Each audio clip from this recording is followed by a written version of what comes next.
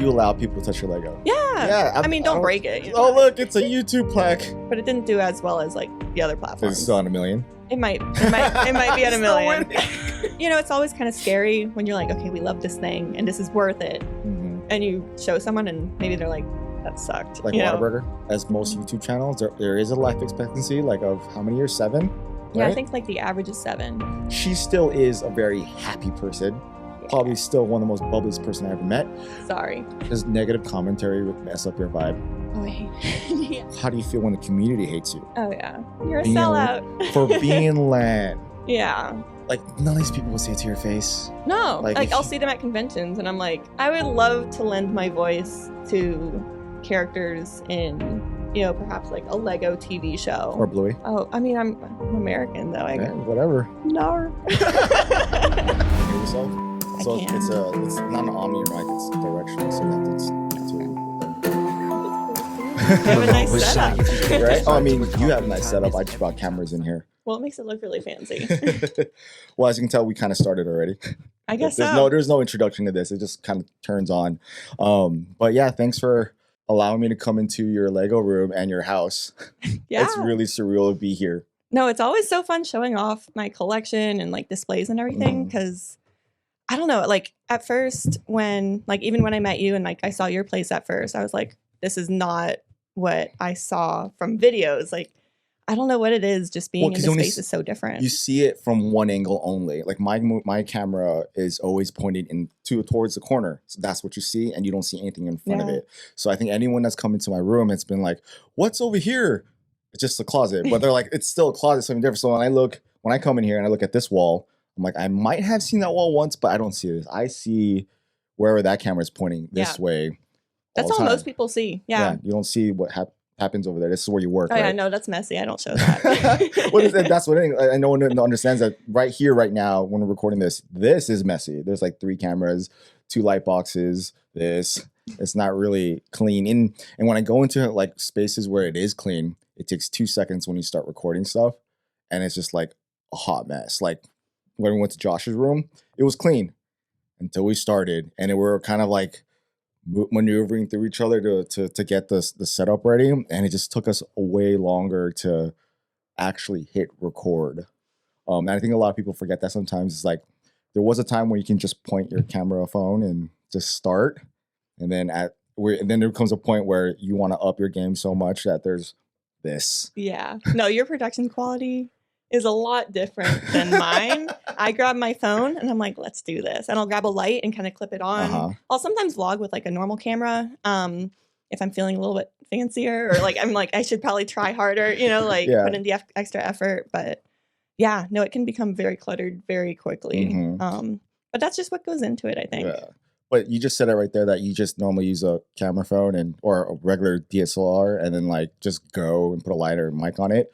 That just comes to show that you don't need any of this. No, so anyone who's yeah. listening to this that wants to do something in like similar, capacity or do their own channel vlog, you don't need fancy stuff. You just, that's why I always tell everyone that wants to start, like, what do I need? Like, just get a phone. That's exactly. it. I'll get comments or like questions a lot from people like, hey, like I loved your video today. Like what camera are you using? And I'm like, my phone, know, there's 2 things that go into it for me is like when I'm using my phone, it's kind of discreet. I'm not walking around with like a giant movie camera or something at the Lego store. It's like, what's that girl doing? It already feels kind of awkward, but if I have my phone, my little phone, and I can point and shoot and stuff. You could also fake out it's like easy. Recording when you're in public. You just turn it on, just put it to your chest. That's what I do. I'm like, yeah, I've never done that, but I like that. But you're not out like this in people's faces where people are. I mean, I think everyone's so used to people just taking pictures with their phones and recording that no one pays any mind for you recording. It only becomes when you're like, you come out like, oh my God, I'm filming. Sorry. What would I say just right now? I'm getting gas for the Source's car, and this is how much I spent. $22 for a full tank of gas.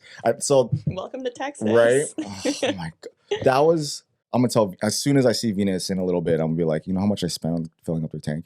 You can always move here, It would be cool to move here, though, because we benefit financially moving here. Yeah. It's just we don't have family here.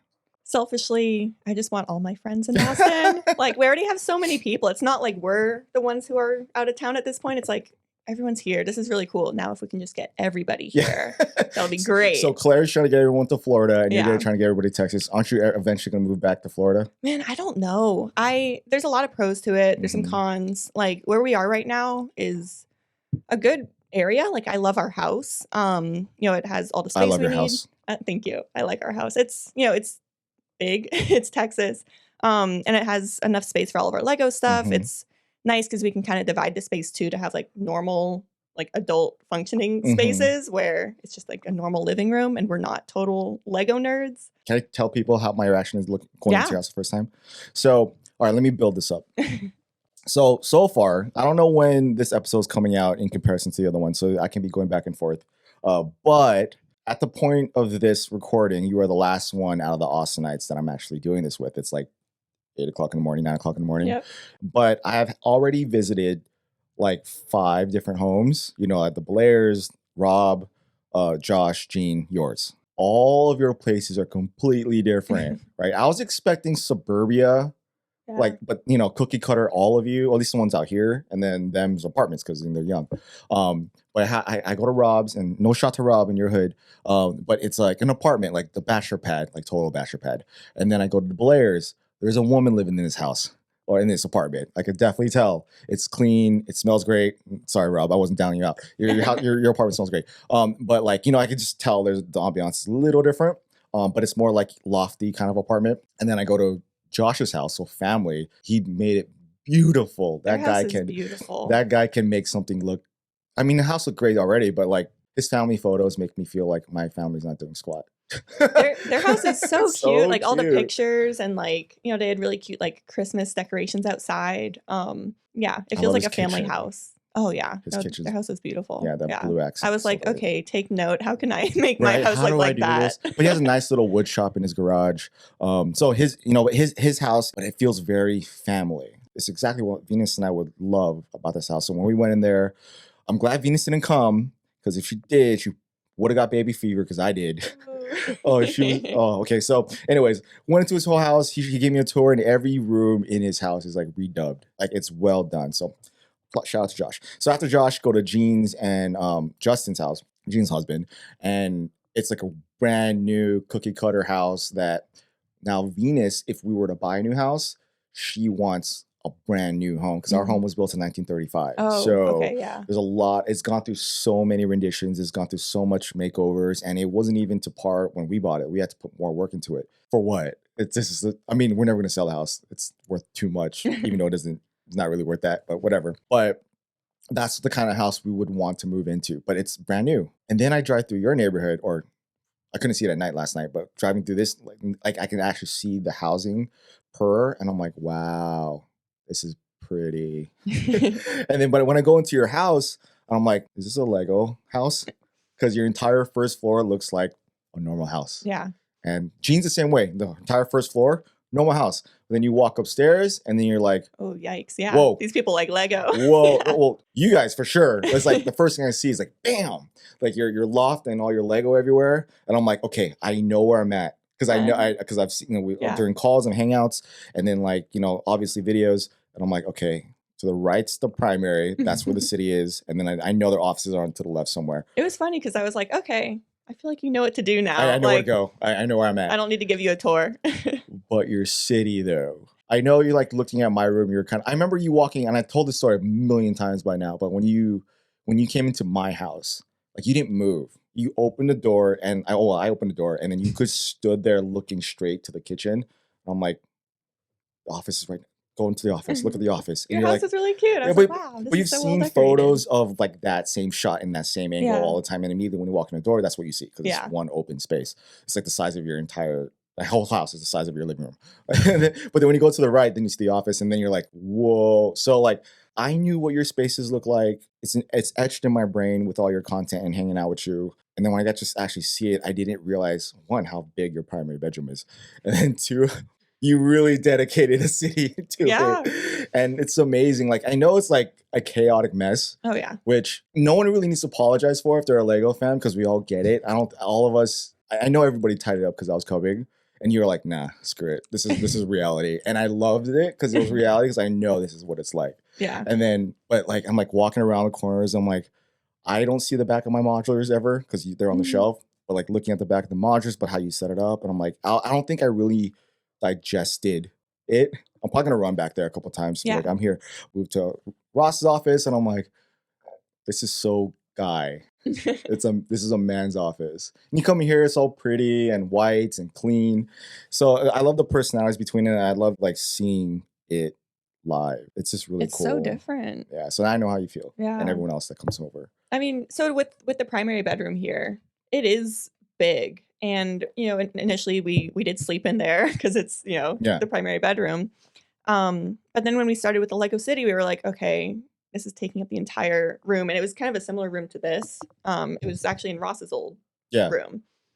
And we were kind of like, I don't know, I had to convince Ross through time, hey, you know, maybe we could do a city that's better if we had more space. But yeah, we were trying to like decorate the primary bedroom with like, you know, our bed. And then it's almost like you need a little living room in there too. It's like kind of designed like that. Yeah. And we were like, this seems kind of dumb. Like this is so much space. And for what, you know? So it looks cool. It's like cool. I've seen a large Lego collection. I've seen Mr. Bookie City in person. It's still my favorite city out there. And it's surreal to see like in person.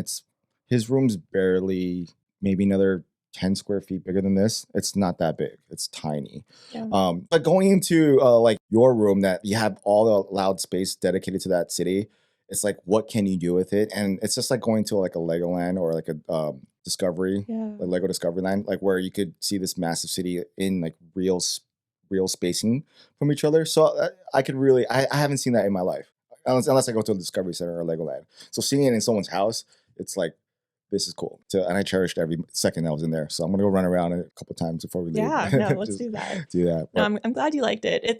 I don't know, I'm always kind of like intimidated, I guess, having people see it because I see everything wrong with it, you know? I'm like, of course, I've seen figures knocked over, but it's good. It's Lego. Like, we know.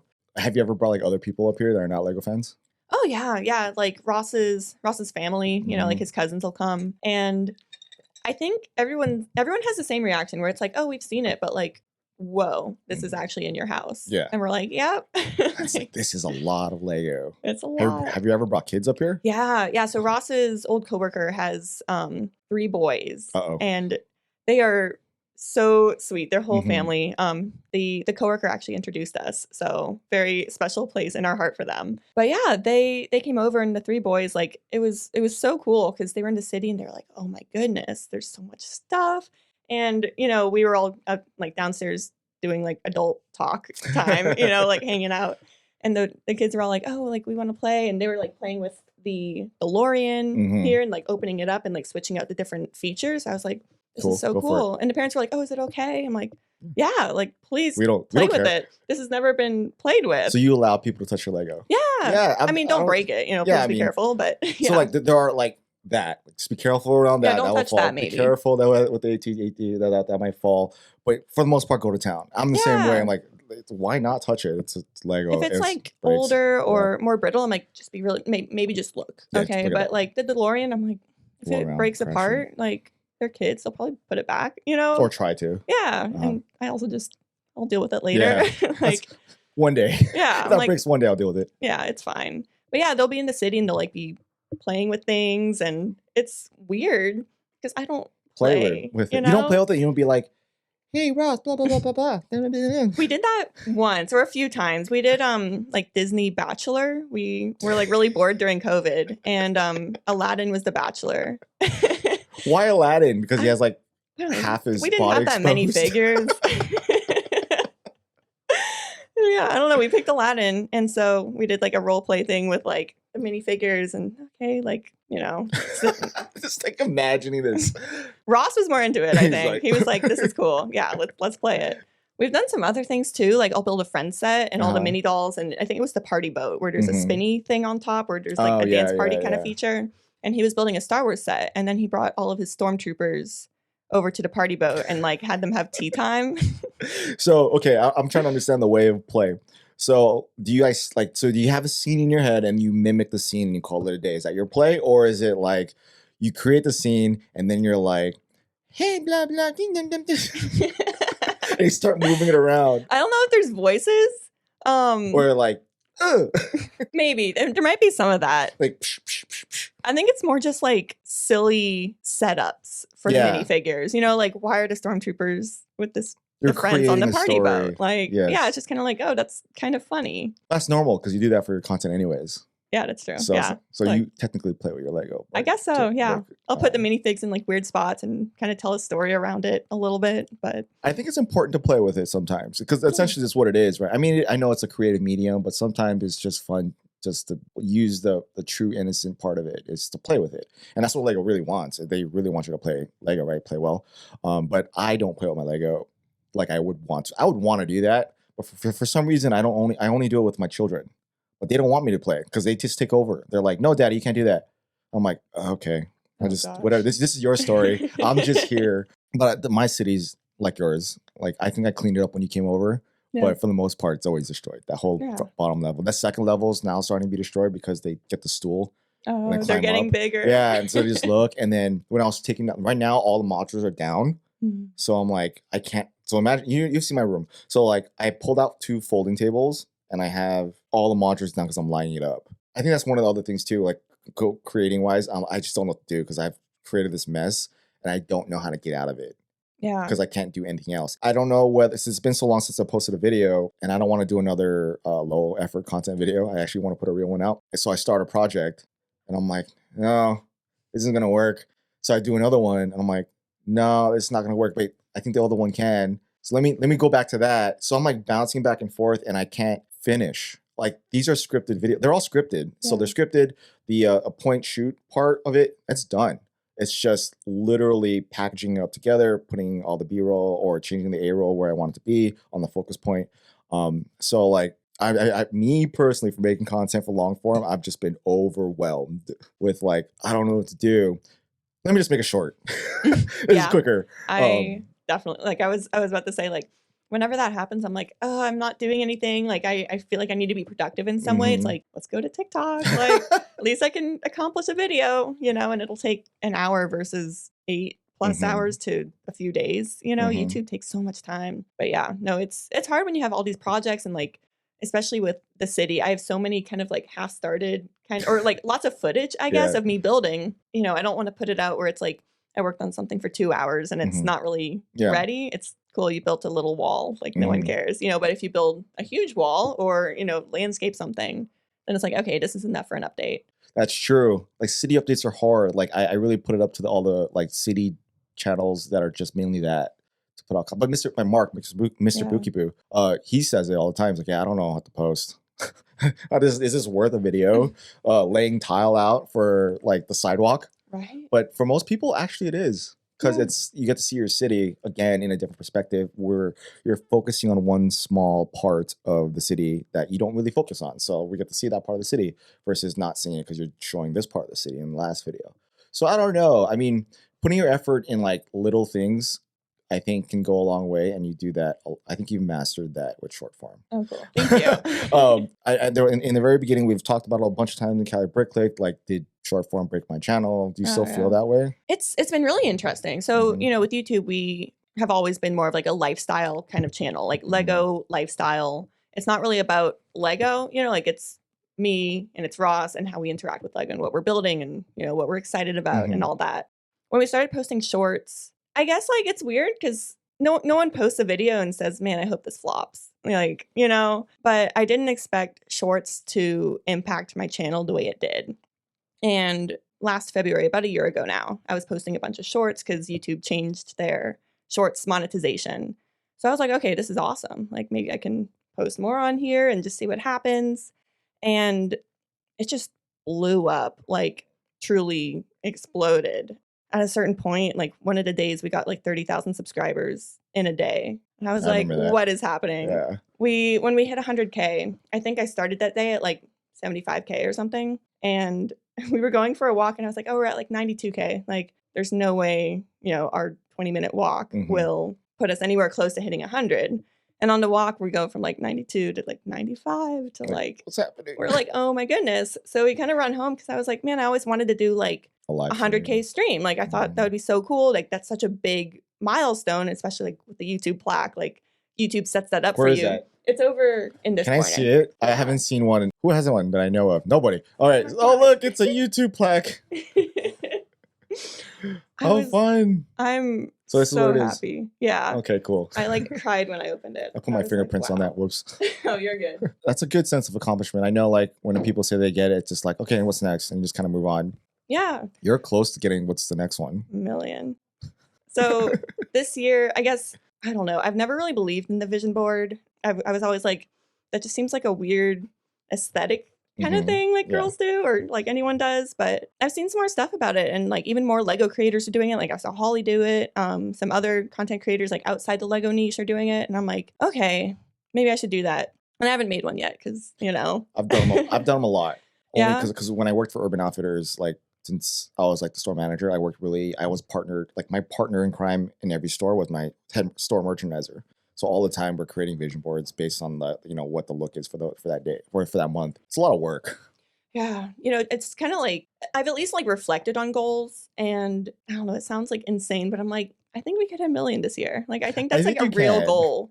Like with shorts, you know, even like during periods where like my shorts are kind of doing well or picking up, we could still get like 1,000+ subscribers in a day, which that's crazy. It's nuts. It's like, it's wild. That's so many people.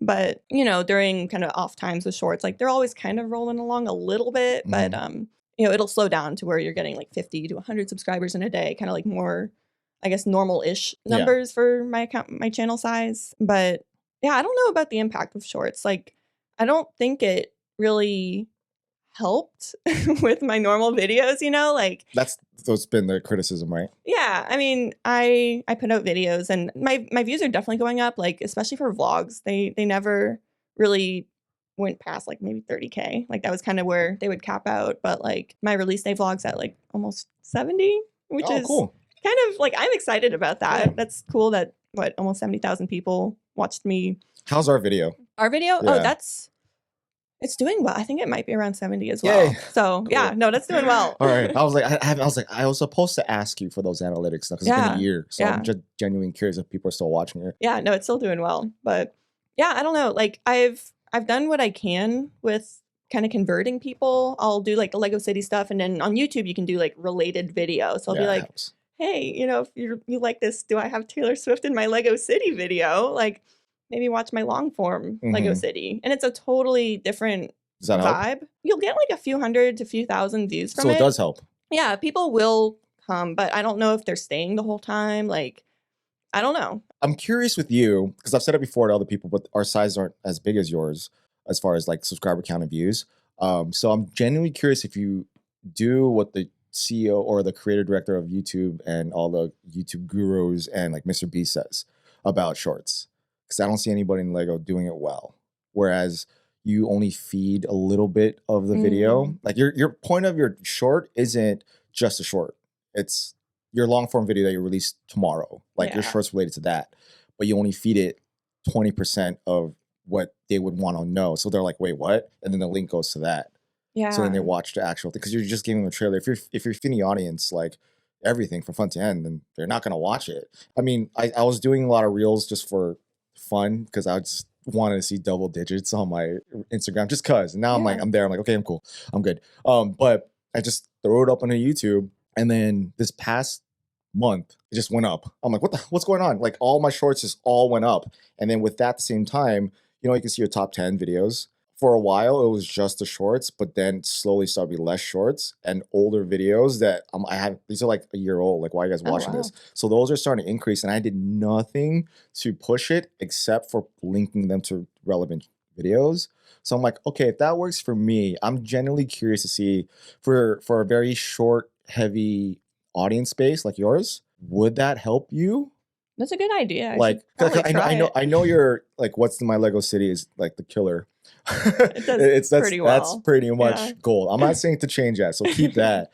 But it'll be cool to see if you experiment with like not necessarily a review. Like, I don't know, any video that you're just curious to see if that works, and you just feed like a second, like I don't know. I'm not telling you how to do short. You're like the queen of that right now. So like you just tease it, open the box. It's like Adidas shoe, but not fully built, and then release to your Adidas. I feel like with like release day videos or something, you could, I don't know, like, because YouTube, we showed a whole thing. Like, with shorts, maybe I could do something like, you kind of show, wow, here's what I'm excited about. Here's me in the store. You kind of show little things here and there.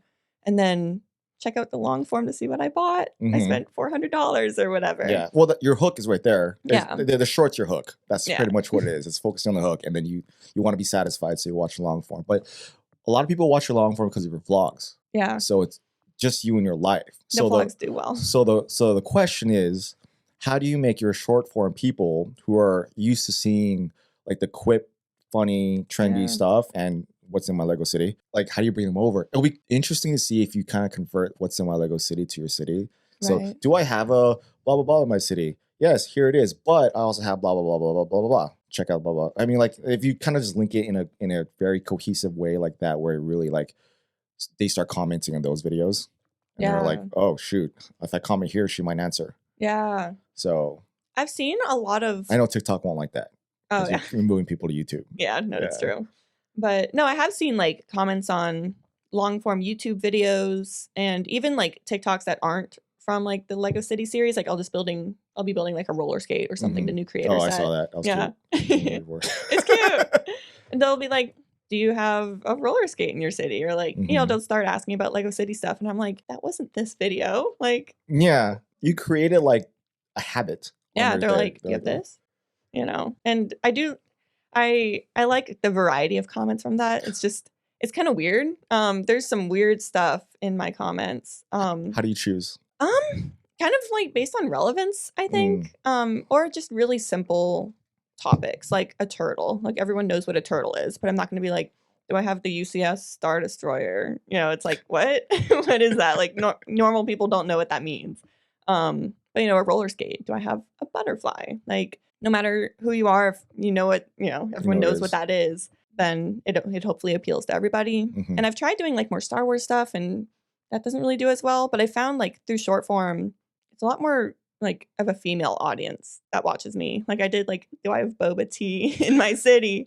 And it was like 95% women. Really? Yeah. And you're like, wow, this is cool. Like, I guess girls do like Lego, like it's becoming a lot more popular among everybody. So that makes me happy to see that. I was telling Ross during his recording that I always say I'm a source when I'm talking to Lego with women and girls. Because like, who do you trust? Because I'm a parent. Like, oh, watch this person. Her name is Emily.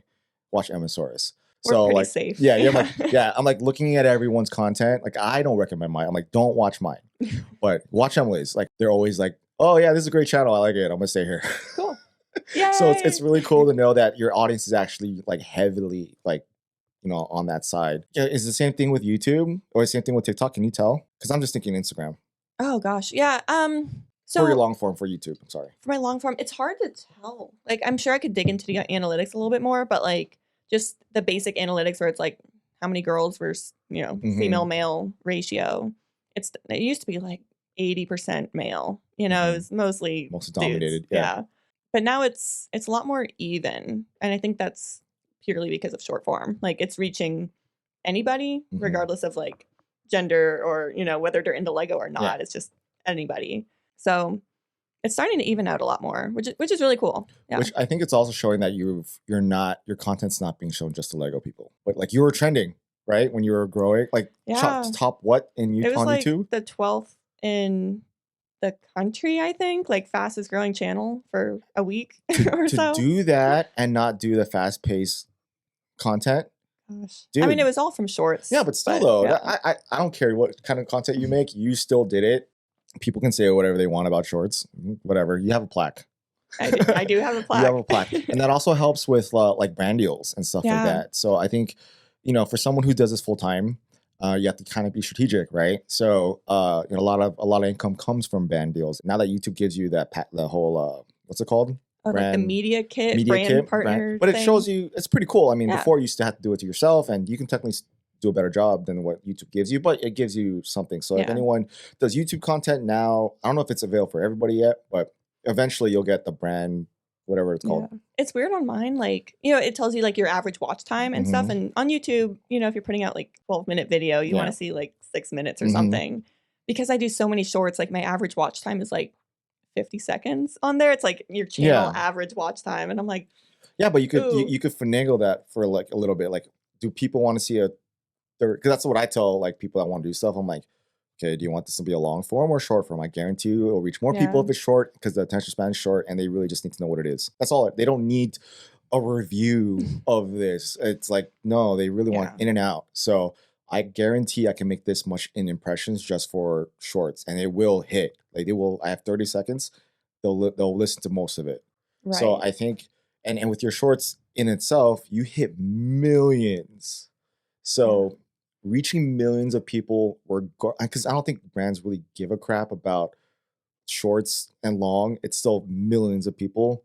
Yeah. Versus like 20,000 people on a long form. If you look at a Super Bowl commercial, they're 20 to 30 seconds long at most. Crazy. So, and that reaches millions and millions and millions of people on its own during this most expensive advertisement day of the year. So I think, for brand dealing and for getting income in that way, I think shorts is like gonna be it. Like I agree and kind of disagree with that. So when I'm talking with brands, and like I just want to know their goals ahead of time. Like if they purely want immediate conversion, there's like brand awareness, and then there's just, here's my link, go buy this kind of conversion. And, obviously brands want both. Like I'm always very transparent with brands. Like there's really no way for me to get them off of that short to a link. Like there's no way for me to link a product there outside of like the YouTube interface. Like you can kind of do affiliate stuff now. You can do that, right? TikTok, gosh, it's still so hard, because if you're like, hey, check out the link in my bio, then it's like flagged, and I wouldn't know. It won't promote it as much. TikTok's far from me. I'm like, what's happening here? Gosh, yeah, it's so different. But yeah, shorts is really difficult to like bring people off of that platform. But shorts viewers, they don't know who I am as much. Like you'll get brand awareness from that, but if you want more conversion, like long form is better. And so usually I'll try to do like a combination where it's like, hey, you'll get millions of views on the short of, whatever the product is. But I think we should also do an integration. That way they're actually able to find it, and like your core audience trusts you. Yeah, they care. And they care a little bit more. And so, I always try to do a little bit of both, like a combination of some sort, because the audiences are just so different. What do you consume more of? Oh gosh, probably short form. Like it's just so you're hard one of those now. Yeah, no, I just like watch shorts. I just watch shorts all day. Yeah, I mean, I like longer form shorts, like mostly like minutes. Minute long. I want someone talking. Like I want to hear a story or like a weird interaction somebody had. That's usually more interesting for me, because I'll like put it on my phone and like do my makeup, and a minute later I'm done with something. Yeah, and I'll swipe and find another story. I'm like, okay, like, so I don't know, it's just like more consumable for me. Like I feel less guilty. Like your mind's not melting. Yeah, I don't know. Like I love, I have so many friends, like long form creators.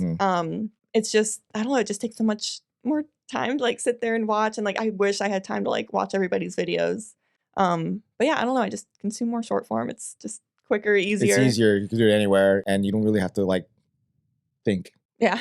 I think that's the main one, is like you just go there to space out. Exactly. Whereas when you're looking at, if you're hooked on a video for any reason, whether it's like just cause it's a video from this person, or if it's something you're truly interested in, it's like you have to actually give it attention.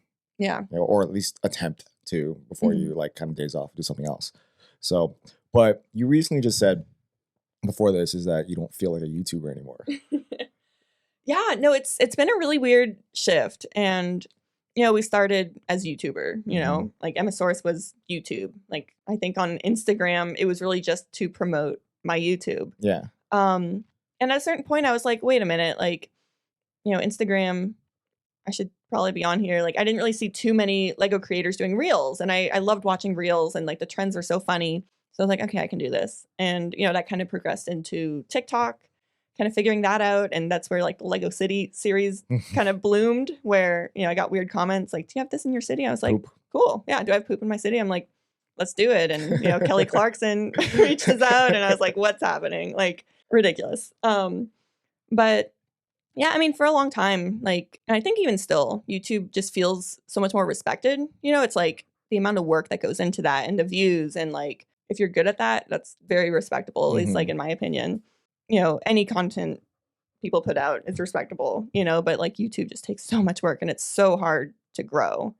So I was like, yeah, I'm a YouTuber, you know, like I make YouTube videos and I just do Instagram on the side because, you know, it was kind of like while my video's rendering on YouTube, I'd film a reel real quick. And I was like, cool, this is awesome. So it was really just a very side project for me to kind of like help grow my brand and hopefully they find my YouTube. Yeah. And then, you know, Instagram and TikTok kind of did well. So I don't know, like it's kind of like a weird shift because my focus for so long has been YouTube. Like I've always been doing the long form videos, like the vlogs, like everything was, how do I film a YouTube video around this? And now it's like, I think I'm better at short form, but I like don't want to be. You don't accept it. Like, this is where my strength is. I'm going to invest in it. I'm like, no, I want to be a YouTuber. But I don't know. It's like I've started giving into it a little bit more, you know, like, okay, instead of doing a review on the roller skate, I'll build it. And I think it's over like 1 million views now. And I'm like, this is great. You know, like I can, because there's no way like a YouTube video review on that would even hit like 20K. Like, oh, it's just such a small set. Yeah. At least on my channel, like that wouldn't really perform for me. But yeah, I don't know. I'm just trying to like play into my strengths a little bit more. And I don't know. I guess it's like my pride of like, I'm a YouTuber. And I'm like, I don't know if I'm a YouTuber. Like, I mean, I am, but I wouldn't say I'm a Lego YouTuber, you know, but I'm like just a Lego creator now. Like, I'm not just Lego TikToker or Instagrammer. I'm just, I don't know. I'm a Lego creator. You're a brand. Yeah. Like you're your own brand. Like wherever they find you, that's where you are. You're the same person. I mean, do you filter out what you put where? A little bit. Like TikTok, I'll be a little bit more, I don't know. It's so nice with TikTok because videos that I know won't perform that well on there, I started posting them anyways. And like as other videos go viral, like views kind of trickle down and so they all kind of pick up eventually. So it doesn't like look bad having them, you know, like it's weird if you have like 1 million views and then like 1,500 or something. It's like, what's that? Yeah, I don't know. Like Instagram, I'm a little bit more picky, but I'm trying to post more on there. I just like didn't for a while. I used to post a lot of photos and TikTok and YouTube were kind of my focus for a while.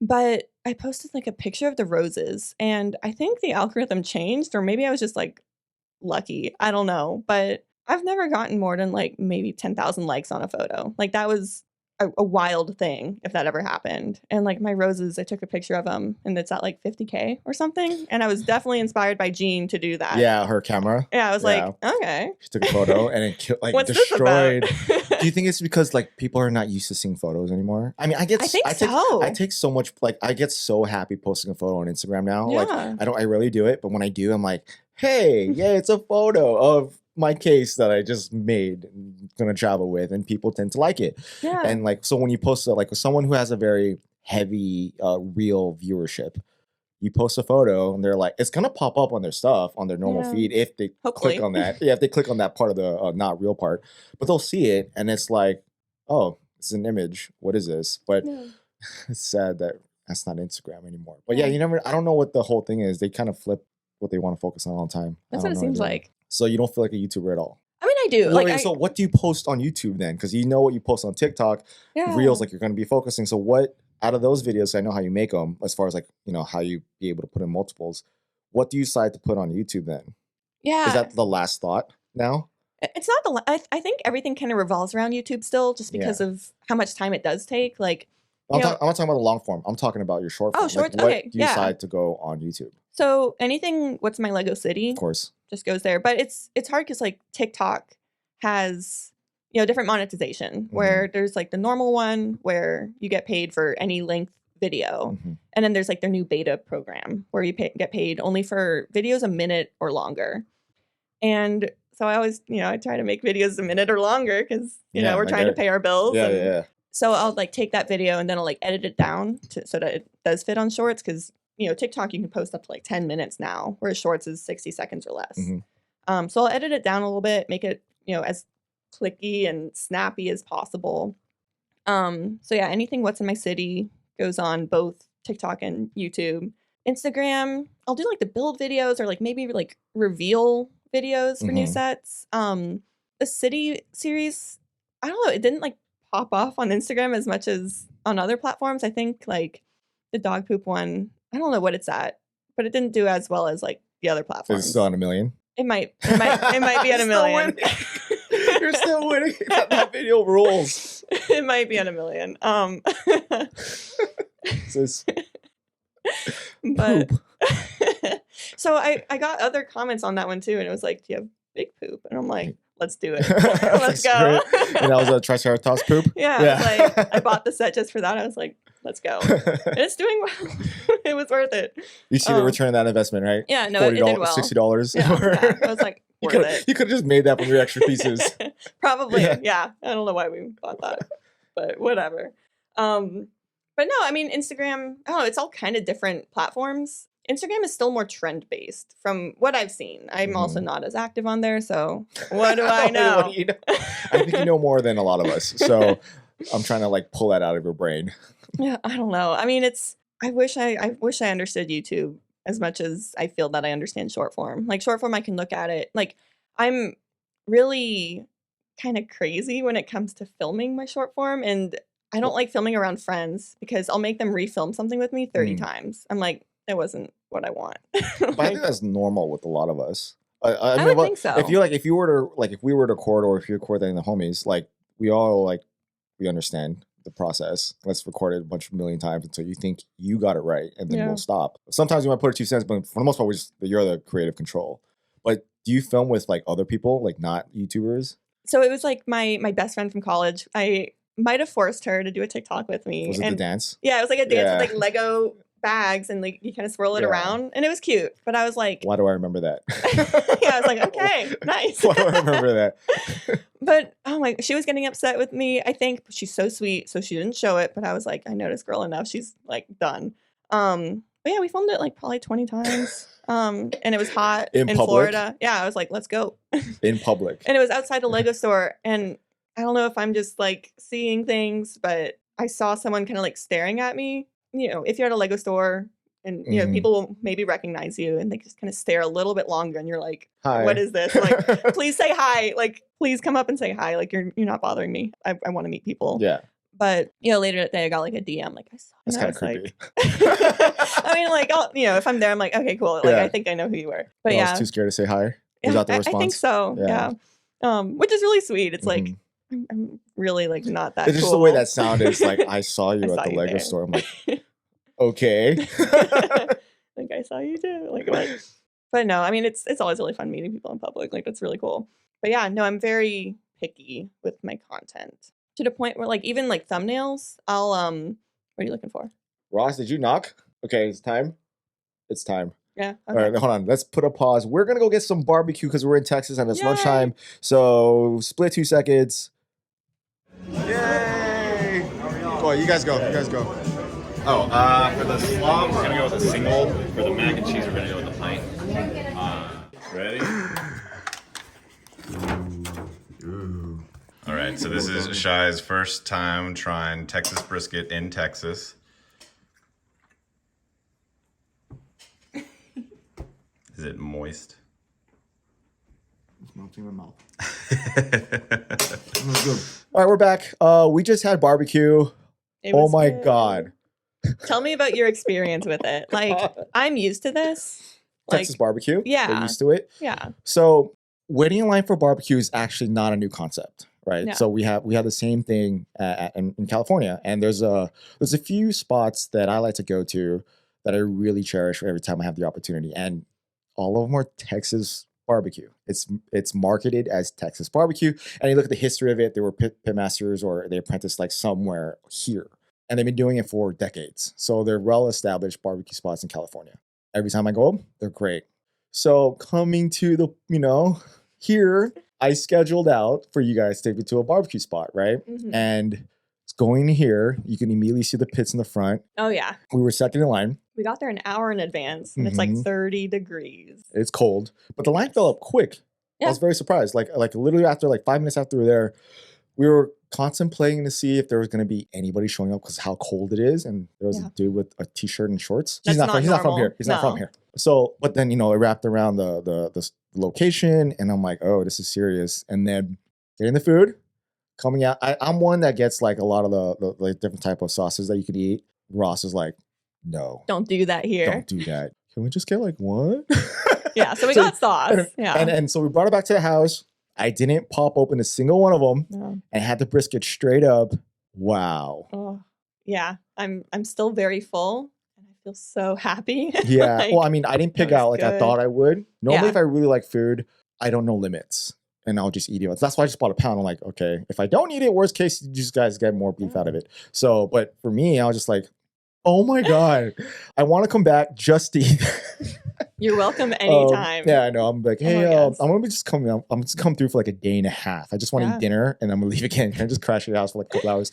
Like you were saying that it's like one of the top ones in the area. Yeah, it's one of the best in Texas and Austin. I've been to Franklin's a lot. That's where I thought we were going. For some, I didn't even know what Franklin's was until someone Man. said it to my head. So even though Ross said he didn't say it, I'm like, "No, you Someone didn't." probably said it. Yeah. I mean, it's like the touristy destination. That's when we have to be like at 8 a.m. in the freezing Yeah, cold. you get there at 8 a.m., maybe 7. There's like someone who just works there full time Mm. renting out chairs where, you pay him like $10, you can sit in the chair. They'll bring like a cooler of beer and just make a little event out of it. Yeah. So I did that like a few times in college.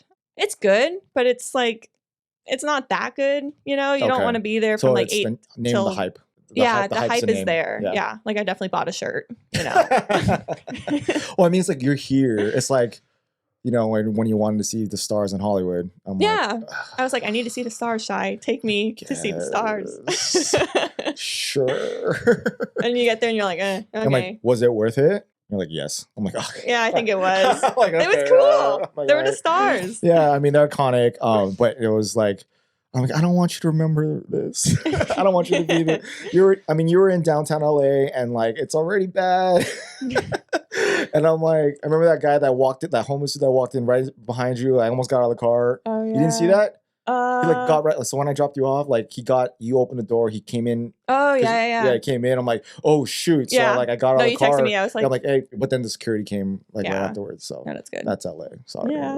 It was a little sketchy where I was, but LA is sketchy everywhere. Yeah. Even the nice neighborhoods. Anyways, it was fun though. barbecue was great. So Yay. yeah. I'm glad you liked it. That's good. We were, it's always kind of scary when you're like, okay, we love this thing and this is worth it. Mm-hmm. And you show someone and maybe they're like, that sucked. Like you know? Whataburger. Yeah, I mean, I think Whataburger's just okay, but there we Ross go. loves it. So why? I don't know. I mean, I've had it before and it's like, it's a decent fast food burger. How do people say it's better in and out? Well, what Ross says is that In-N-Out's too salty.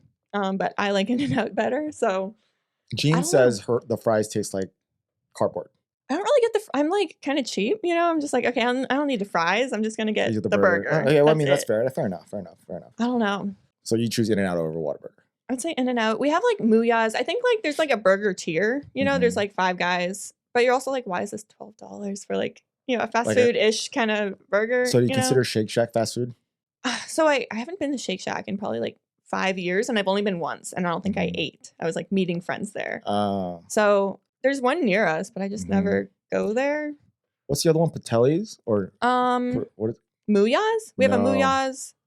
Josh was telling me about it. Oh, P. Terry's. P. Terry's. There we go. That's it. Oh, Jean was telling me about it too. I don't like P. Or Justin. Terry's. Okay, if you don't like P. Terry's, then you're not gonna like Shake Shack. Maybe not. I don't know. P. Terry's, according to them, they're like it's like a cheaper version of Shake Shack. Yeah. Like, why would you go to Shake Shack when you go to P. Terry's? Yeah, I don't know. I've only been there like a few times in college, and it okay. just like It's wasn't expensive. good. It was kind of like in the college area too, so Okay. it probably wasn't even as good as other places. So yeah, okay, that's fair. I mean, Shake Shack's like, so when I go in and out for a family of 4, we spend $35. Yeah. Which is pretty good for a family of 4. Yeah. For now, when there's little, but when we go to Shake Shack, we spend like $75 Oh gosh, for the same amount of food. yikes! That's the pricing, and Venus didn't even know how expensive Shake Shack was until she actually saw the bill. Usually, I just pay the bill boop, and we Yeah. leave. Right? She never really looks at the receipt. She just sees it later. I mean, you think fast food, like whatever, it's Yeah. probably cheap enough. No, it's not. Like, and I feel like Shake Shack's like at a different burger tier, Yeah. like gourmet burger. Oh gosh, I don't know. it just hurts like going out to like Five Guys or something, and your bill's like $40, and you're like, what did I do? What? Like, Yeah. I could have done so much more with this, It comes down to, was it worth the bite once you actually eat it? Oh gosh, sometimes it really is though. Mm-hmm. It's really good. So there's this one. So when we were in LA, when you were in my home, I was like, let's go get burgers. And there was 2 places I wanted to take you. Yeah. There was Vodka Burger, which is my favorite burger joint. RIP. They finally closed down. Oh, no. And then they had another one. It's called Lounge Burger. It's like all grass-fed smash burger. It's so good. But then you want In-N-Out. I'm like, that's fair. We have to go far. California. Yeah, we're far. Yeah, that's cool. I mean, we have that here. We have In-N-Out, and there was like one pretty close to like where like I went to college. But I don't know. It's like a California thing. I was like, while I'm here, I should go. You know? Okay, that's cool. I mean, I that's one thing that we have that we're happy to export that people love. So, all right. Oh, what were we talking about before we left? I forgot. I'm so full. I think shorts. Shorts? We're talking about shorts. So this is your full-time thing. I think everybody in the world knows that you do this full-time. Yeah, this is my full-time thing. Yes. One thing that we discussed on the side was what happens later. Yeah. Right? Because you kind of brought up that there's a life expectancy with this. As most YouTube channels, there is a life expectancy, like of how many years? 7? Yeah, right? I think like the average is 7. And then it's like, what do you do after that? You either grow, do something different, or change up your content, right? Or just evolve. Not only there's a life expectancy for this channel, but what do you do when you're older? Right. Like, am I going to be, what, 50, 60 doing shopping vlogs? Like, I don't know. So what's your plan? Gosh, I'm trying to, I guess, just like live in the moment. Like, I'm very thankful that I can do this. Yeah. Like, this was never something I wanted to do. You know, like, it's not your life's goal. I have a master's degree in like coding. Yeah. You know, I thought I would be doing that. I was never like, oh, I want to be an influencer one day. Like, it was also when I was growing up, that wasn't a thing either, really. I thought you were gonna sing Ariel's song right quick. I don't know why. We're like, I want to be where the people are. Not this time. Next time. But I don't know. Like, it's kind of scary to think about it. Just because, I don't know, I'm such a planner. Like, I like to know what's going to happen and when. And so I guess what I always do is like, I try to set myself up as best as I can for pretty much any situation. Like, I have degrees that I can fall back on. Yeah. You're really good at marketing. I am. I do like that. I think your resume with this brand, it's no longer this channel, it's this brand that you're able to really look at something and be like, that's not going to work. Yeah. And you have insight and numbers to prove it. Yeah. I mean, it's so nice, like, when working with brands or talking with brands about like sponsorships or like how we could partner up, team up. I just always love it so much when they also kind of realize like I'm the expert in my audience. Like, you know, they can look at the numbers and kind of get a feel for it, but like, I know my audience. I know what they want to see. I know how to start my videos to a point where, you know, they'll keep watching, especially in the short form. I don't know. It's just like really nice knowing that I do have that kind of skill set now at this point. Like, I can market, at least, you know, in my own little niche of the internet. Like, I know my content, my audience, and how to make it appealing to people. And so when a brand comes up to me with an idea, I'm like, I don't think that'll work. Like, and here's why, and here's what I think would work instead, and here's how we can integrate it better. And so that's always kind of, I don't know, it's nice being at that point where I can actually say that and be, you know, 95% confident, you know, because sometimes there's like weird flukes or, you know, whatever. But so how do you protect yourself when you're older? Yeah. Because so for someone like me who has a 9-to-5, and you before, and you know, Ross before as well, you had, you know, the 401k plan, insurance, and, you know, pension maybe, you know, and something you and I, or us three, are fortunate that we have property, that we kind of, you know, got ahead of the whole housing game, that we're, you know, we're settled. Like, we have something to like at least keep us alive until we're dead, or until we're not. And what I feel bad about now is that, you know, our parents or the generations before were very like, you need to go to college, you need this, blah, blah, blah. And we're like, well, you guys, that's a whole different topic on its own of them not really, them setting us for failure. But still, though, that's still a real topic that our generation and the younger ones really need to take care of. Like, you know, really financially helping yourself right as early as possible, building credit, saving money for retirements. Like, fortunate for me, I have, you know, I wasn't really thinking about it, but I kind of lucked out, and I'm gold, kind of, to an extent, but it doesn't mean I shouldn't be doing more like my wife really wants. So like setting up a safety net or an emergency fund or a Roth IRA or, you know, what are all these things? But you get a lot of these perks when you work for a company, right? Yeah. And not only what does a content creator do, for something like that, because you have to pay for your own insurance. Yeah. Right. It comes out of pocket. So you got to buy your own plan, or you just wait till something happens. Fingers crossed. We have insurance. Yes. Yeah, you have insurance. Well, you have to pay for that monthly versus the Yeah. company paying for most of it, right? And then, I mean, this is all stuff I'm pretty much aware of, and it is kind of scary when you're starting out. You're like, oh, wait, what do you do? What do I need to buy insurance? And it's all these things that you don't really think about. And for a long time, this was kind of like a short-term thing until I went back to work after COVID. Yeah. But I'm so glad that I didn't have to do that. Like, I'm so happy with how things turned out. And it really sucked, like, at first, because I was like, oh gosh, like, I loved my job. I was like my dream role. I was so happy. And then they were like, sorry, bye. So actors and actresses, they have SAG, and they have like other organizations like that, unions to kind of give them what they need to survive, like health insurance and all kind of stuff. Yeah. There really isn't anything like that for content creation, because it's a fairly new thing. It's going to probably take decades, and people with large audiences and followings and very like Mr. Beast people start thinking about like things like that, which I don't foresee happening anytime soon. But you ever thought about, like, because I've seen creators do this now, where you go up a level into entertainment? Oh yeah. Because you're already comfortable in front of a camera. You've done a lot of camera gigs already. Yeah. You know what happens behind the scenes. You get the industry. You got a foothold in what a lot of people don't have already, and you also have an audience and people will recognize your face. Yeah. So if you continue with the same type of growth, I mean, we kind of touched on this earlier too, or like, you're not a Lego YouTuber. You're just like a creator. You're just a creator, right? Yeah. So the Lego moniker serves its purpose, and you're already accepting of the fact that one day it can disappear. Yeah. Well, what are you going to do? Like, you have to either stick with the Lego and just kind of fall off, or hopefully stay on, you evolve the whole thing with yourself, which is hard. Like, only a few people in this entire community have been able to really elevate the content in this space. Only a few. Yeah. And even that, they're only recognized by name. A lot of people recognize your face. Yeah. So have you ever thought about like maybe doing acting gigs, or, kind of stepping to the next level where now you're seeing some real money? Yeah. Not saying you're not making real money right now. You are. Yeah. We're doing all right. Okay. Thankfully. But no, I have really thought about it, and really just more of like to see what it would be like kind of thing. I did this mini series with the Lego group, and it was filming like tutorials for kids, and it was really cute, and so my co-host is an actor. Like, he's like a full-time actor. And I was like, oh, what's that like? That's cool. Okay. But it was neat being on set with like a director and production and, all that kind of stuff. And part of it was, on camera hosting. So you're there and you're a happy face introducing things. The other half was voice acting. You were like lending your voice as like a narrator to kind of what's going on here. And it wasn't just like reading. It was, if you're saying sad, gloomy day, you're like, a sad, gloom. It's kind of exaggerated. Yeah.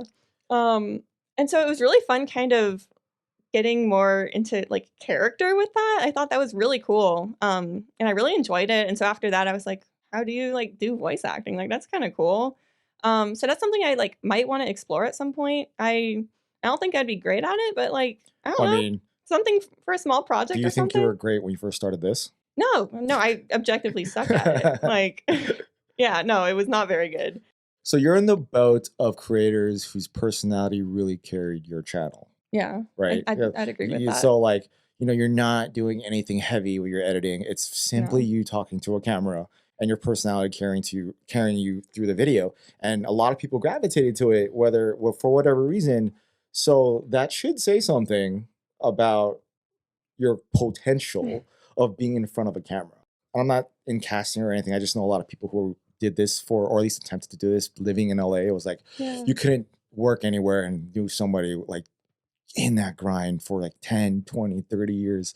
And they finally get it when they're like 45. Wow. Like Steve Carell's a perfect example of that. He was in that grind for decades, and he finally got his big break with The Office. So like, and he was well into like 38, I think, when he finally had that. Yeah. So like, there's a spark I see with content creators, and you can see it with like the Instagrammers that came from Vine, right? And then you do like a lot of entertainment, funny stuff on Instagram, real stories, and then YouTube. And then now they're doing like acting gigs with, or like they're just as recognizable as any A-tier list or, you know, of any actor. You know, I don't know. Like, I think you know how to talk in front of a camera, you know how to memorize lines, like you kind of to an extent. It just takes practice. I think if you're just well prepared, you'll be totally fine. And then you know, you just need someone to direct your emotion. And then once you channel those things over time, like, you ever think about doing like acting classes or coaching and stuff like that? I think maybe. I always say like I'm so bad at acting because like if I'm feeling an emotion of any sort, like I feel like the world can see it. Ross, like if I'm upset, he's like, okay, what's up? Like I just show it. So I feel like I'd be a bad actor, but like. Okay, wait, hold on. There's no way you were always this happy before you hit record on a video. No, I mean, like, I'm just chilling. Like, I mean, I'll just be sitting there, like. Or even on a live stream. Remember you used to do those all the time? Yeah. Yeah. You can tell sometimes you're pushing through it. Only reason why I can tell is because I know who you are. But like. Going live for 2 hours. Yeah. But still, though, you have to we all put on a face in front of a camera. You know how, how you're supposed to be. My natural state is just kind of like chilling. Like, I'm just kind of sitting there on my phone or whatever. So for everyone who's never met Emily in person. Well, okay. Let me rephrase. If anyone here has the opportunity to hang out with Emily within the same room, she still is a very happy person. Yeah. Probably still one of the most bubbliest person I ever met. Sorry. It's fine. But when she's not interacting with people, she's total introvert. Yeah, you're a total you know how you turn it on quick and you turn it off quick, and you just kind of recluse back into No, like at conventions, people will see it, and like, you know, like mealtime is kind of like a sacred kind of break for me. Because, you know, we'll be on the floor and like, I don't know, it's so important to me that like if someone's coming up and saying hi or like they're at the convention, like, wow, like I watch your stuff. Like, I don't want to be like, you know, if I've already been on the floor for like 8 hours and I'm tired, like that's not fair to them to be like, oh, hey, good to see you. You know, like I'm really excited about it, but it's just like, wow, this is so like exhausting, you know, being around people all day. It's like not like a bad thing, but it's just, okay, I'm kind of tired. This was a big day of just talking to people and all of that. So then like for lunch, I'm like, okay, like maybe just like my closest friends or like just me and Ross will go eat. And I'm like, okay, I'm just going to get on my phone and like decompress. I need a minute. Yeah. I like every time we do that, you don't say a word. Yeah, no. Like, unless one of us really like gets your attention to ask you something or just like, or even when the topic relates to what you can provide input in, you don't say squat. You just kind of just sit there until you're like, hey, Emily, what do you think? And you're like, oh, yeah, blah, blah, blah. And you just kind of turn I just need to sit there. But a lot of people would look at that, especially in the conventions, just that you're kind of like just tired. And it's very mentally exhausting in the convention. And you're up late and you like are actually really tired. But that's how you are. Like, even when we're all out together, I'm just chilling. Yeah. Kind of agreeing. If you didn't agree, you still nodded. You're like, I think it's like bigger groups too. I've noticed like if I'm in a bigger group, then I just immediately kind of shift back. Like even, you know, our friends will like, you know, we're all remote from each other. We'll have like calls every so often on, you know, Discord or whatever. And I'm like, okay, if there's a lot of people, I'm just going to listen and I'm happy just listening. You know, like, oh, I'm there and I'm listening, but. No. I totally get it. I'm like totally the same. But if it's like one-on-one, I'm like, yeah, let's hang out. Like, what's up? Like, how are you? But when there's a ton of people, I'm like, have you not noticed I do the same thing? I don't talk. Yeah. I'm just sitting there working where I'm like, yep. And then Sam's just like, hey, Shy, blah, blah, blah, blah, blah. And I'm like, did you even hear me? I'm like, oh, you said something to me. What? Yeah. So I feel like you and I are always like dazing off doing other things. I mean, it's just nice because like I love my friends and I love being around people, but it's, I don't know, like talking, I guess, or, you know, being, I don't know what it is. Like, I'm just introverted. I need my space to chill out. What is that called? You're an introvert. You're an extroverted introvert. Yeah. Like I want to be around people, but I don't want to. You gain energy when you need to. Like when there's a lot of people, you gain energy. But as soon as you're not craving the energy, as soon as it's off, it's like I just want to chill and like not. Yeah, I was in the same boat because like all the other communities I'm a part of, it's very like I'm in the forefront. I have to be the face. You know, whether that be from high school all the way up until like my motorcycle club, from the military, and just other circle of friend groups. Here, I don't need to do that because I have all of you guys do that. Yeah. And then I'm in no way as big as any of like, you know, Holly, Ryan, you, Michael. Go Michael. You're gonna do it. Caleb, shout out. Yeah. Like you guys are like you're killing it, and I'm like, okay, they'll get all the attention. I don't want it, have it. I'm just gonna sit here and watch. If you need a water, I'll be over here. Yeah. And then I'll get the, hey, can I talk to Emily? I'm like, what the fuck are you doing? But no, it's not like this. But I think people try to use us to get to you, and we have to play filter, and it's fun. Oh yeah. I don't know. Like, I don't think it's like a bad thing, but No. yeah, I mean, when I'm just like even like alone in my room here, I'm not like, You're not. Like you're not. You're on no, TikTok and you're swiping. I'm chilling, or I'm like sending emails, and I'm just I'm vibing. Yeah, you're chilling. I don't know. I'm usually pretty excited about what I'm talking about, and like I'm very selective about like the kind of videos I make too. Because if I'm not like excited about whatever I'm doing, then I'm like, I'm not gonna make a video about that. Like it's pretty simple as that for me. So usually whenever I'm making a video, it's like it's because I like the thing. So maybe that like helps me get excited too. Does negative commentary mess up your vibe? Oh, I hate it. Yes, it's hard. And I've gotten a lot better with negative comments. Where like, I don't know, for a long time I'd be like, I said my hair was frizzy. Like, oh my goodness, that was so mean. But now I'm like, I've seen it all at this point. For a long time it would like really impact me, which kind of sucks. But lately it's kind of nice because I just don't care. And it was kind of helpful too, like when shorts started happening. Like I get so many comments like, do you have fish in your city? Do you have this? And so I was always seeing like, weird comments, like nothing about me. And so it kind of filtered it on its own, and like when I go through the comments now, it's not like it'll just pop up and I'll see like something negative. Yeah. It's like, okay. But those I'm are like also mentally few prepared. and far between. Yeah, comparison. there's very few. Yeah. Like everyone's so sweet. Like I'll get the occasional like, you're insufferable. And I'm like, well, you made an active decision to like watch this video and then comment. So I get the baby killer. Yeah? Well, with military. Oh gosh. There's a lot of military hate. I get that. Oh, that sucks. Yeah, they're like, how do you feel about blah, blah, blah? I'm like, so I get a lot of political ones. Yeah. But again, far and few between. Yeah. And I really don't respond to those. A lot of times I don't delete them. I just, sometimes I do. Sometimes they get really bad. But like, I don't want a debate in my comment section, and honestly, I really deserve it. Yeah. But like, I try to eliminate that, and it's a lot of times it's because of ignorance. Like you don't know. Like one person wrote on my comments like, "What are Ukrainian? Where are Ukrainian war vet? How they feel? Or Russian war vet? How they feel? Or Ukrainian war vet? Because they're a Russian vet in Ukraine." And I'm like, I wear the Iraq, Afghanistan vet, not necessarily because I'm proud of what I did. I did it so that way other veterans out there know that they're not alone. Yeah, that's the main purpose of wearing the hat, is that I have a very hidden goal of making sure that you like this thing, you're a veteran, you're not alone. And for us, it's really important to find someone like that, because I've already lost friends of not, and I've been at fault too by not reaching out on time. That's a big key, the on time thing. So I wear the hat because of that. I want other people to know, that all the veterans to know out there, that there's someone out there representing you that's you can reach out to if you need help. And there's been so many times when veterans reach out to me because they need help. So the negative comment thing it's just like, you're not my focus, dude. Like, I don't care. You don't know what we went through.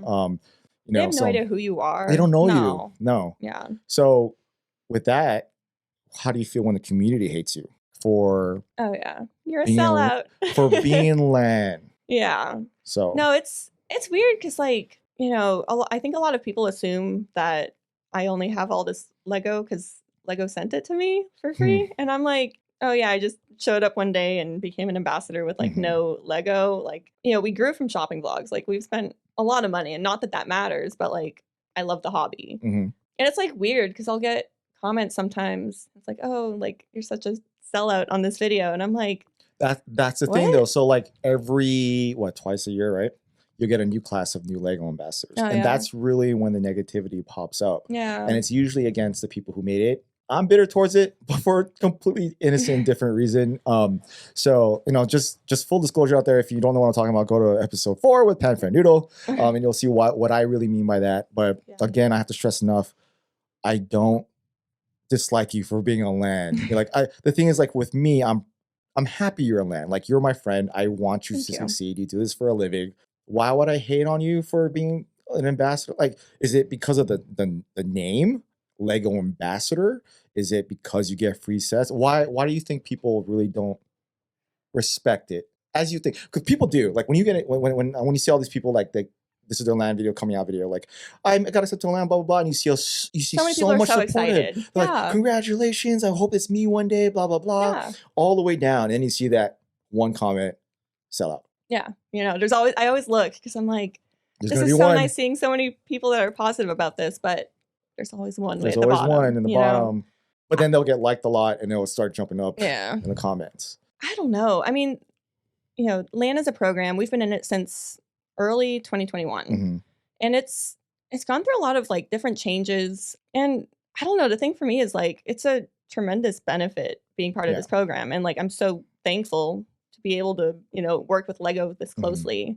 And like we were buying Lego before LAN, we're still buying Lego. You know, that hasn't really changed. Like it is a huge help getting a lot of the sets for free early for review. Really, it's more like getting it early. Because especially on short form, like the flowers have done so well for me. Like just being able to share that with people, I'm like, look at the flowers. This is so cool. But I don't know, like it's kind of upsetting seeing so much hate on it. And I think they hate the program. They don't hate the people, but there's a few that think, oh, you're in it, so we also hate you. And you're like, this is automatically I don't know. Yeah, it's just like a label. And I'm like, you know, I don't like the brand any less than you. Like we both love this. And I see it as just a really great opportunity to be a part of it. You know, I get to work closely with Lego and like through to LAN, there's been so many special opportunities that have come with it that, oh my goodness, like best, you know, top moments of my life have been moments working with the Lego group. Like it's been so cool. And so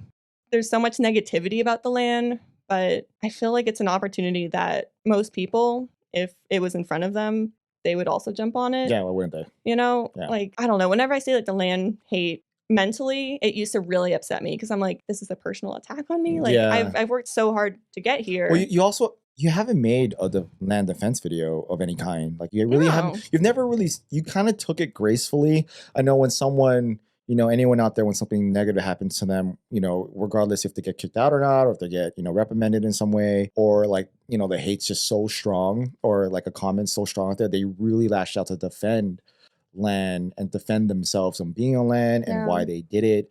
I mean, altogether, you don't really kind of focus on negativity whatsoever. You kind of just move on and take it with a grain of salt. I've just learned to ignore it. And like, I completely understand wanting to defend yourself. Like whenever I see that, I'm like, I want to send them a little paragraph back and be like, no, I'm not a sellout. Because that's weird. I'll get that comment on videos where it's like, I bought the set and then I reviewed it or whatever. I'm like, what part of this isn't sponsored? Like, I bought this and I liked it. Like, because I'm in LAN, I'm a sellout for everything. Like, you know, it's just weird.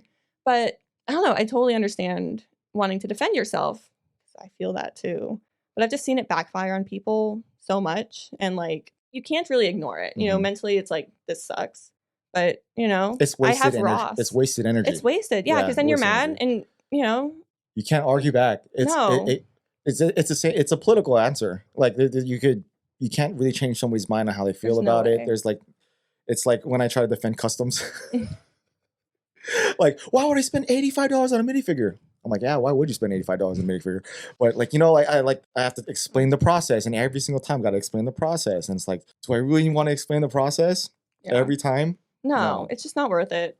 And I'm really thankful that like me and my husband Ross do this together, because like any frustration, I go to him. You have each other. I have somebody, and he gets it. But like, you know, he'll also like maybe be upset about it. But it's like we're both upset, and we feel that, and we hold on to it for, you know, maybe an hour or something. We're like, oh, it sucks. You don't like do therapy because of it? I might be in therapy because of it. Yeah, like that's a real thing, because I think if people really understand that it hurts you.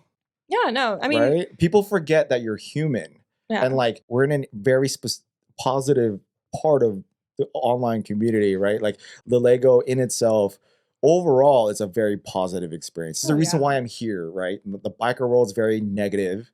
The biker YouTube world is very drama. Like that's all drama. Who shot who today? Why? Why are you putting that out there? That's a different niche than what we do. It's like I'm saying, like polar opposites, right? Yeah. And I gravitate to here because it's positive in real life when you're actually meeting people. at the Lego store to bricks and minifigs to a convention to actually this, creating content, very supportive people. You know, you'll get a little bit of drama when friction between, you know, competition or whatever you want to deal with. That's normal. But overall, like, you have your supportive community that supports you and just you alone. And then you have your friends out there that want you to win. But then, like, for me, like, I don't care if these fools, they hate me. I don't know you. Yeah. I owe you nothing. Yeah. But when it's the homie or it's a friend, and like, I understand that there might be grievances. But in the end, I just want you to just be happy for me, man. Yeah. Be happy for me, dude. Like, it's like, why are you my friend then? Yeah. Like, if you really don't want me to succeed, then we don't need to be friends. It's like a weird balance because I feel like anti-LAN content has become like its own little niche. That's, you know, that was there's what I was leaning creators where towards, it's like, I hate LAN, and like that's their brand. I used it for I used it. like It gains notoriety. It has that appeal. But no, it's like weird because then I'll see these people at like conventions and I'm like, this is weird. But you know, we're like friends there. Mm-hmm. Well, no one wants to be confrontational. No. But it's like, are you actually my friend? Like, do you hate me? Like, no, I don't think anyone out there hates you. There might be people that think you're a shill. I've gotten that with other things like Brickmania and stuff. I have a whole drama with that. If you know Minifig Co versus Brickmania, you'll know why. I'll just look that up. My name pops up everywhere. But again, you know, you look for support through your peers, right? And then you want your peers to support, whether big or small. It doesn't matter if you're a huge YouTuber or a small YouTuber. You know, a small following or a big following. You're a peer, right? You're working towards a similar goal and grind or love and passion. And negativity comes straight from the comment section with a very blank face with no following. It's like, it's kind of whatever. Troll. Like you see it and you're like, that kind of sucks, but yeah, whatever. Yeah. But then when you see it's from someone with a following, whether small or big, you're like, dude, what the hell? Yeah. What did I do to you? Oh yeah. No, I've had some weird interactions with creators like that, like especially when I was first starting out. And you're kind of like, you know what I'm talking about? Yeah. I mean, it was definitely on us, I think, more. It was like a very clickbait title. Mm-hmm. But I was like, it worked. But, you know, it's... Negative press sometimes helps. I mean, I'm not... like, you're being discussed. Your name is in the title. Your name is in the thumbnail. If that video does well, people are curious. Like, if they didn't know who you were, like, who is this person? And they actually go on there like... Yeah, we've had thumbnails with, like, my face on fire. Like, not on our channel. You know, like, people... Yeah, they were using it. Small channels that just hate LAN. And then there you see my face on fire. And you're like... So I would have, like, Ross vet it. I'd like, okay, mentally, I can't do this right now. That's how I knew you made it. Yeah? Yeah. And honestly, that was kind of, like, flattering. I'm like, oh... Like, wow, someone really hates me. Wow. This elevates Emily a little bit above everybody else because now people are jealous. If someone's hating on you, you're succeeding in something. Which is weird, you know, because it sucks. Like, I don't know, I'm such a people pleaser. Like, if I bump into someone in public, I apologize. Yeah. Or, like, no, someone bumps into me, I would apologize. Oh, sorry that I was, regardless like, in if it's your her fault or not, like, you just apologize. Sorry. You don't like competition either. No, I'm like, don't do that. Like, that's so scary for me. Negative comments and stuff. Like, you know, I've definitely, like, brought it up in therapy. You know, like, that was, like one of the major reasons was just being on social media and just having that much visibility in front of literally millions, I think hundreds of millions now on YouTube. Like, I don't know how many views I have, but you know what I mean? It's a significant, huge number of people. And everyone has an opinion, like, oh, she's annoying or, you know, whatever it is. But like, I don't know. It's good to like talk through it. And I've also like gotten just some good tips, you know, from like talking about it in therapy. Yeah, no, like mental health, like therapy is so good. important. Everyone needs a little. Such a weird thing too, because you know, it's not like, I don't know. There's so many different like issues in this world, but social media is so new and different, and it's hard because you know I have a dream job. Like this is, it's weird complaining about anything when they grow up. Yeah, for real. Like really all of Ross's friends who have kids are like, wow, like that's so cool. Like you know, my aunt is a YouTuber, and I'm like, yeah, like we are. Josh's kids are like, my daddy's a YouTuber. Yeah, they're it's probably so like, cute. wow. And then Josh is like, here's Shy. He's also a YouTuber. He's like, oh, really? Wow. And I'm like, oh God. It's so cool. But it's just such a different kind of, I don't know, issue. And it's also hard because, you know, there are, you know, my life isn't perfect. You know, I am very happy with what I'm doing and, you know, my day to day and everything. But there are like weird issues that come along with it, you know, and a lot of it's like weird comments or, your face on fire on a thumbnail and you're like, what? Like, what did I do to you? What did I do to deserve this? Like, I don't even know who you are. Hey man, you had someone talk to a screen about in like 25 minutes about you. I think that's a win. Yeah, right? In a way, it's a win. Yeah, you'll get hate on it, but now you start to trend. So if you're thinking about it analytically, yeah, it's that. But still, words still hurt, and sucks. yeah, it still sucks. It gets to you a little bit. Yeah. And, like none of these people would say it to your face. No, like I'll see them at conventions, and I'm like, I respect people who really have the balls to say what they don't like about me to my face. Yeah. I'm like, wow, okay, that's so hard. You risk me hitting you in the face because that's really what it is. Yeah. Like people just don't want to confront you, and because they're behind a keyboard or a screen and a distance, they're like they can say whatever they want, and they forget that like words hurt regardless if it's how it's said, if typed or said in person or not. Yeah. And overall, like you're winning in all of this. Like, no, I'm very happy. And I remember the very beginning when you first popped up, BFAB and I were talking, and we're like, "Dude, this chick's gonna blow up." Easy. I don't know what you saw to make you think that. She's gonna blow up. Thank you. Like, I'm like, I have a feeling she's gonna blow up, and he can attest to when that was. I think I have it as a text message still. Oh my god! Like it's like she's gonna blow up. She's not gonna want to kill. She's not gonna want to kick with us. but anyways, so to see that growth and watching in real time, knowing you personally and knowing what really makes you tick and knowing what really makes you happy and actually seeing what you've built like in person, I'm just happy to be along with like for the journey to like just witness even a piece of that. So in my words, thank you. Oh my gosh. Well, I don't know what to say to that. Like I'm just so grateful that, I've always said like I make silly videos, and like they are, they're all silly. Like, I'm waiting for the serious one that makes everybody right. Like, ooh, what's next? What's that mean? What's happening? But I'm just so grateful that people want to watch our silly videos, and like there's like fans of Ross. Like Ross has a fan base. He has a cult following. Yes, and they're like, they'll come up to us at conventions like, oh my gosh, I saw in Ross's vlog that you wanted to eat tacos, but he made burgers. Did you ever get your taco? And I'm like, wow. This is awesome. Mm-hmm. Like, you really watched that and you remembered, and like it just means so much. Like people are so sweet in this community. There's negative comments and all that fun stuff, but no, I'm just grateful people want to watch us be total dorks. Like it's really cool. Well, keep it up then, and let's see, whatever this evolves to, because I know 5 years from now it's not going to be the same. No, I mean, even next year, even later this year, hopefully. I mean, I say hopefully things change just because, like, in a positive way, you have to evolve. Yeah. I feel like even since I started with this, you can see creators kind of sticking with the same thing, and it doesn't work as well. Mm-hmm.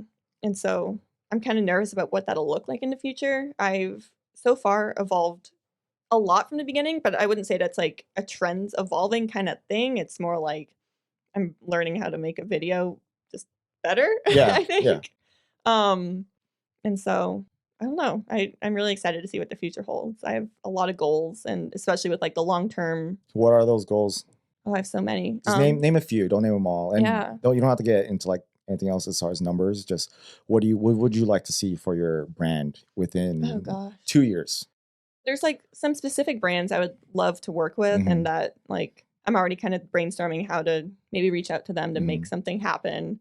I'd love to do more like hosting kind of stuff, and maybe even like quote unquote acting. Like there we go. I was gonna see if you're gonna say it. I would love to lend my voice to characters in perhaps like a Lego TV show or Bluey. Oh, I mean, I'm American though. Whatever. No. Man, I would love that. Work with Bluey. Imagine. Say, hey guys, I'm going to Australia. No, I didn't even think about like that's just like out of the realm of possibility. As we have like a Bluey shrine. All you got to do is make a trendy Bluey video. I have Bluey in my city, but I didn't have Bluey in my city, so. All I got to do. I do now. Well, all you have to do is just put the Bluey doll in the city. Yeah. just throw it. It didn't say you didn't have one. Yeah, no, fair. No, it was actually so sweet. A girl at a convention, she was probably like 10 or 12 years old. She gave me a little bluey that she made, and she brought it to me. And I was like, wow, like she knows that I like bluey. She like made this. Like, that's so nice. So yeah, that's in my city. And like, I don't know, just that makes me so happy. I love when like the girls come up. Isn't it make it all worth it? Oh, like, all this negative stuff. That's like that right there. Like I've had like moments at conventions where like someone will come up to me and it's like so cute, like, and it's like emotional. They'll come up to me crying. They're like 15 years old or something. It's this really sweet girl, and she came up to me crying like, "Oh my gosh, it's you, Emily! Wow!" And she's like shaking, and she gives me a bracelet, and I was like, "This is." Oh my gosh, like I need a moment, you know, like I need to go, I'm going to go sit in the corner, like, oh. Like, because it's overwhelming. You're like, it's powerful. Wow. Like people, you know, it's not numbers. And, you know, obviously I know that it's not just like numbers of views, it's people watching and like they're real. And when you meet them, you're like, wow, it's really impactful, I think. And it makes me want to keep doing it. So yeah, conventions, they are draining, but like, man, stuff like that. Never forget it. No, it's really incredible. So I think that's a good place to call it. I think so. Aside from that, thanks for letting me come over and invite myself to your home. Thanks for having barbecue with us. It was great. I guess, is there anything you want to say before we hit end? Man, I don't know. I feel like we covered so much. I'm pretty happy with where things are. I don't know. I really enjoyed the conversation. It's nice being able to talk about these things and share a little bit more about myself on here. So thanks for making the time to come and set up and be here. All right. Well, that being said, peace. Peace. Got a third party fake that has got your eye check 3P. Give it, you can get the scoop. He'll go park apart and give a great review. You want a heart to heart. They're sitting on the stoop. We're not concerned with the views of the Lego group, cause we're the misfit bricks. This is what we do.